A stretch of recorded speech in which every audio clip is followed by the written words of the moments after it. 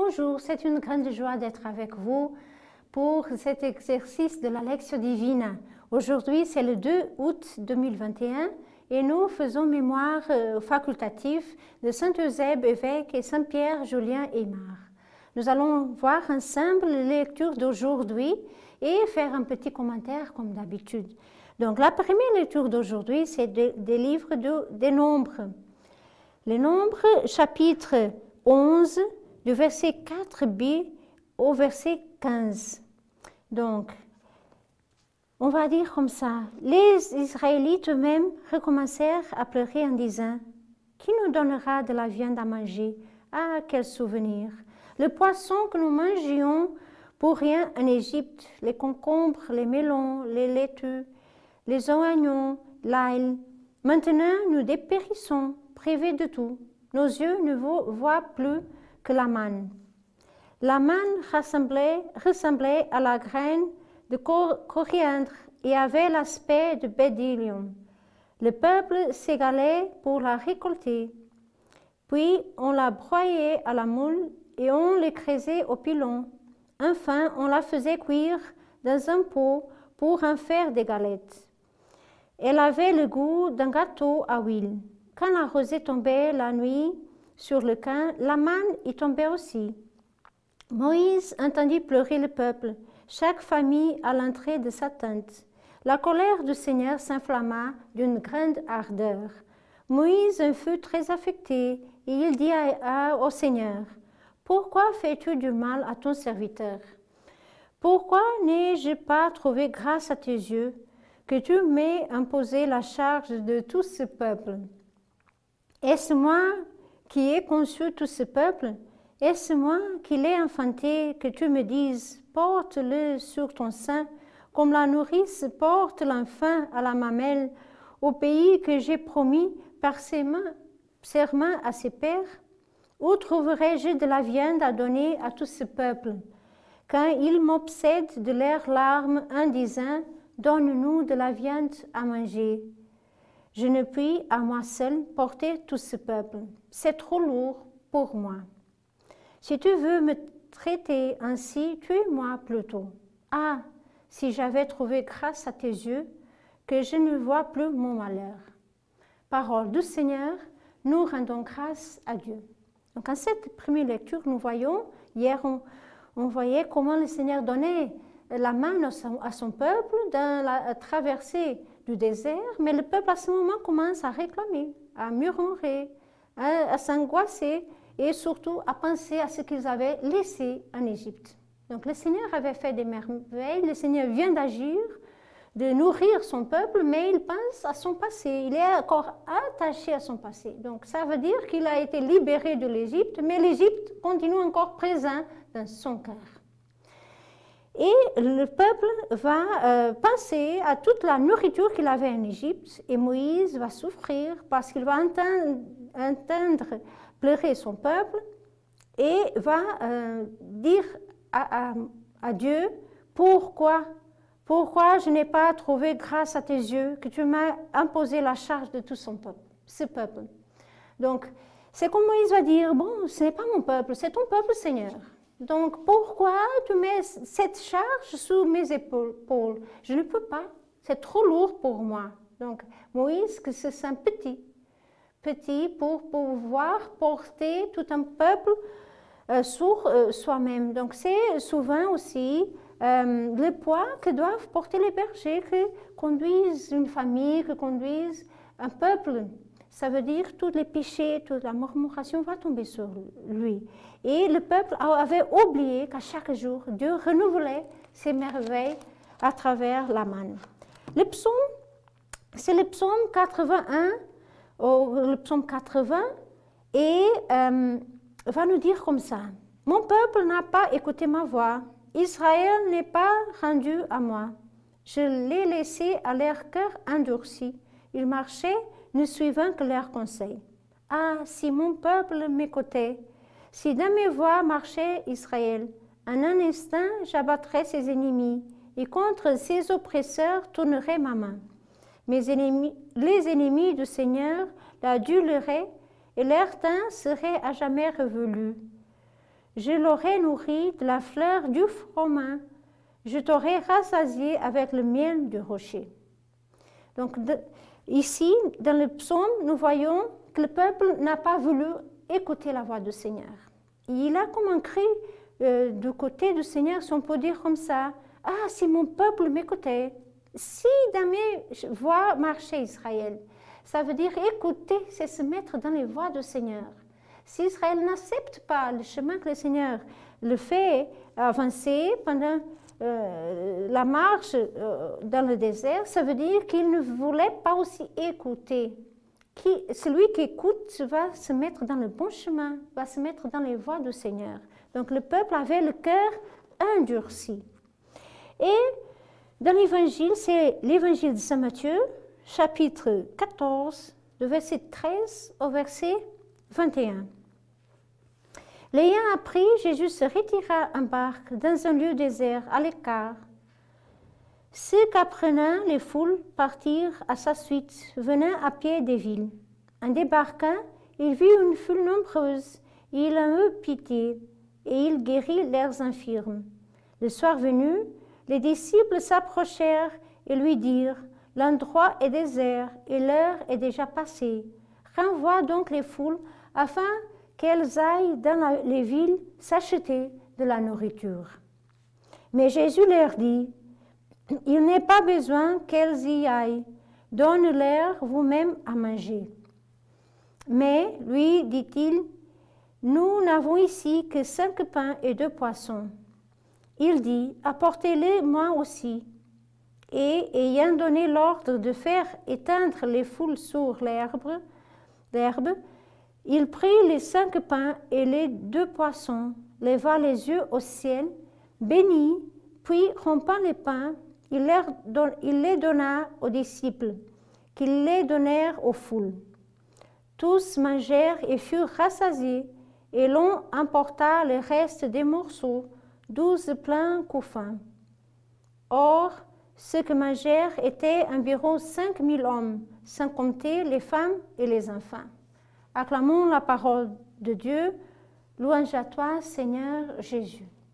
Donc, ici, c'est l'évangile de la première multiplication des pains, dans l'évangile de Saint Matthieu. Et il a une immense foule qu'il faut nourrir parce que le peuple est là, et soit on le renvoyait pour qu'ils rentrent chez eux et chacun mange, soit on le faisait manger. Et ce qui me frappe beaucoup dans cet évangile, c'est Jésus qui va dire, qu'est-ce que vous avez là? Donc ils vont le présenter, les 5 pains et 2 poissons, et à partir de ça, Jésus va faire le miracle. Ça veut dire, le Seigneur va toujours multiplier ce que nous le présentons. Si nous cachons nos dons, nos talents, c'est à nous. Mais si nous présentons ça au Seigneur, il va le faire multiplier et multiplier en faveur de toute une multitude qui atteint la guérison, qui atteint cette nourriture qui descend du ciel, qui atteint l'action de Dieu. Donc, ici, on voit qu'à la fin, il a encore resté 12, ils sont encore restés 12 pleins couffins. Ça veut dire, tout le monde était rassasié, 5000 hommes, mais aussi les femmes et les enfants, et il a encore resté.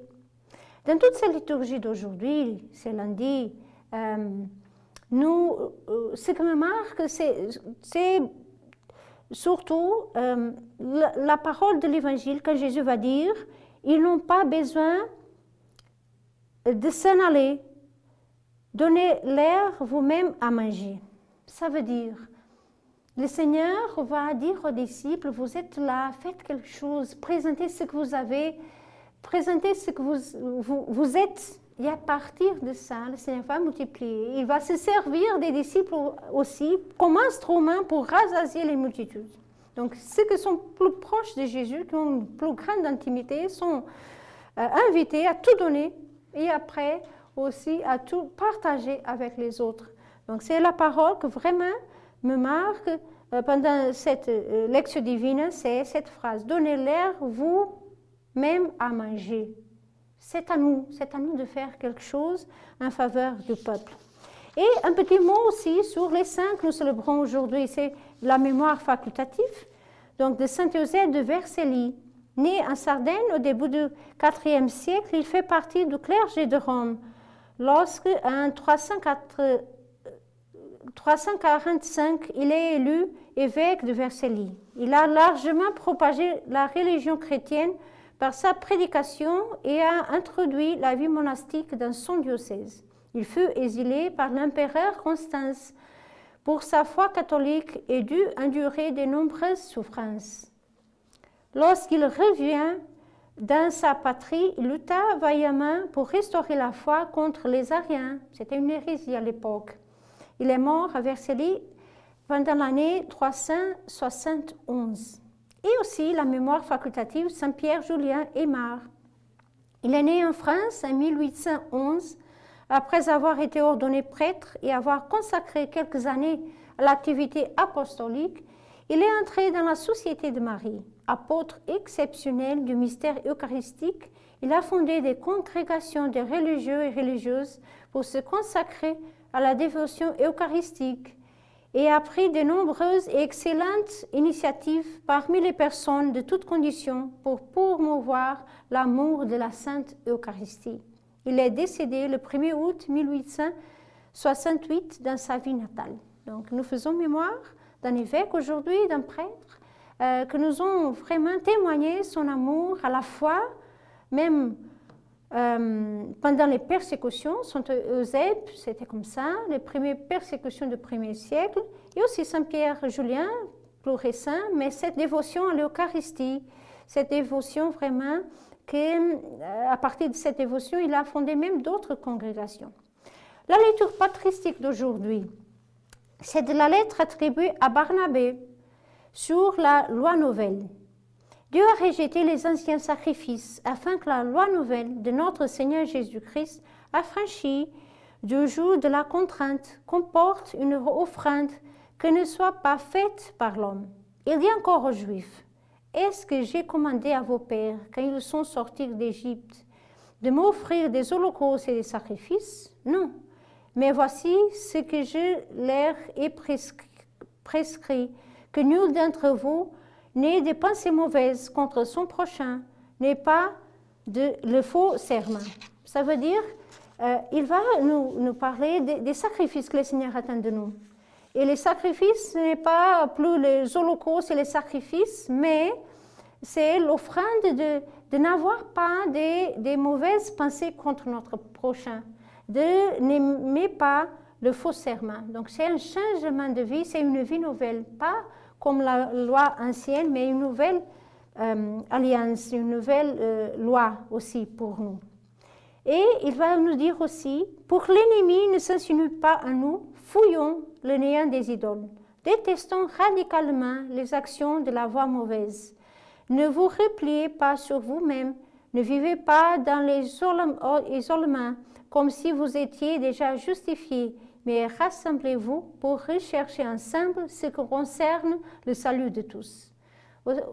On pourra dire aussi, il faut fuir du néant des idoles, c'est une idée très importante dans ce texte, fuir du néant des idoles, mais aussi se rassembler pour rechercher ensemble ce qui concerne le salut de tous. Donc chercher vraiment le salut des autres aussi, pas de se sauver à soi-même isolé, mais chercher la sainteté ensemble.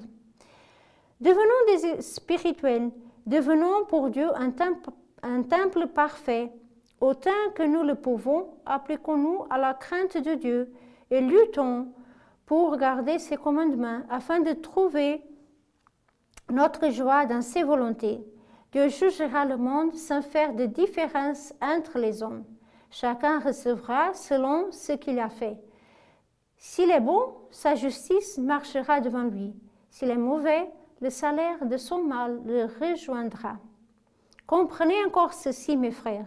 Quand vous voyez comment les Israélites ont été abandonnés, après des signes et des prodiges, comme ceux qui se sont produits chez eux, prenons garde à ce que chez nous aussi, il ne se trouve, comme dit l'Écriture, beaucoup d'appelés et peu de zélus. Qu'est-ce que l'auteur nous dit ici? Il faut voir, vérifier comment nous agissons. Il va dire, s'il est bon, sa justice marchera devant lui. Donc, ceux qui font le bien, la justice marchera devant eux. Ceux qui font le mal, le salaire de son mal rejoindra. C'est très dur ça, mais c'est la vérité. Nous allons récolter ce que nous faisons, nos actions. Si nous faisons le bien, nous allons le récolter. Si nous faisons le mal, aussi le salaire du mal sera, il va nous rejoindre. Et pour finir, comme il disait, il faut faire attention parce qu'il y a beaucoup des appelés et peu des élus. Donc nous devons vraiment penser toujours aux prodiges, aux signes de Dieu et ne pas laisser tomber les actions, les merveilles de Dieu. Donc aujourd'hui, on voyait comment le peuple d'Israël, malgré que le Seigneur était toujours présent, il lui donnait de la manne, mais il pensait à son passé, il était encore attaché à l'esclavage de l'Égypte. On voyait comment le peuple aussi oubliait les bienfaits du Seigneur, n'écoutait pas sa voix, et comme ça, il ne pouvait pas marcher dans les lois du Seigneur, dans les voies aussi du Seigneur. Et nous voyons alors l'évangile que le Seigneur nous invite à nous-mêmes à partager ce que nous avons, à présenter tout ce que nous avons, et le Seigneur va faire multiplier pour le salut et la vie du monde. Donc le Seigneur puisse nous garder pendant cette journée, dans cette action de grâce, la gratitude pour le Seigneur qui nous conduit, pour le Seigneur qui est là, qui nous nourrit pendant notre chemin, et qu'on puisse garder un cœur plein d'actions de grâce. Que le Seigneur nous bénisse et nous garde, il qui est Père, Fils et Saint-Esprit. Amen.